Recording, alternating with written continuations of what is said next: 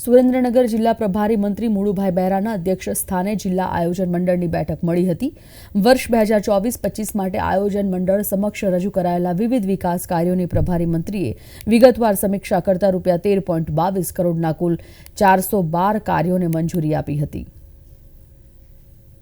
આજે સુરેન્દ્રનગર જિલ્લા આયોજન મંડળની બેઠક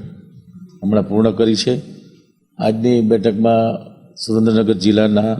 अलग अलग तालुका पंचायत तालुका आयोजन मंडल नगरपालिकाए जे स्थानिक कक्षाए आयोजन कर्युं एमां 412 जेटला नाना मोटा विकासना कामों 1322.53 लाख एमांनुं आयोजन आज અહીં કરવામાં આવ્યું છે। 24-25ના વર્ષ માટે અને 23-24ના વર્ષના કામો જે પ્રગતિ હેઠળ છે, જે કામ શરૂ નથી થયા એની સમીક્ષા કરી છે અને એના આગળના વર્ષના 21-22ના પણ થોડા ઘણા કામો જે શરૂ નહોતા થયા એની અથવા પૂરા નથી થયા એની પણ વાત કરી અને સુરેન્દ્રનગર જિલ્લાના ખાસ કરીને ગ્રામ્ય વિસ્તારમાં જે નાના નાના વિકાસના કાર્યો અલગ અલગ ક્ષેત્રના જે જરૂરિયાત પ્રમાણેના કામો છે, જેને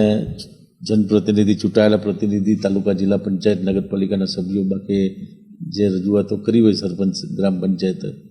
એ બધા કામોનું તાલુકા કક્ષાએથી આયોજન થયું। એ આયોજનને આજે અહીંયા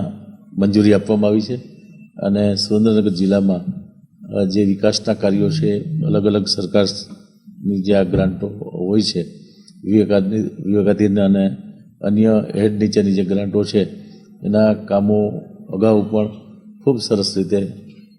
સમય મર્યાદામાં પૂર્ણ કર્યા છે અને હજુ વધારે ઝડપથી આ ચાલુ વર્ષના 24-25ના કામો છે એની હમણાં જ 28-2 પહેલાં મંજૂરી મળી જાય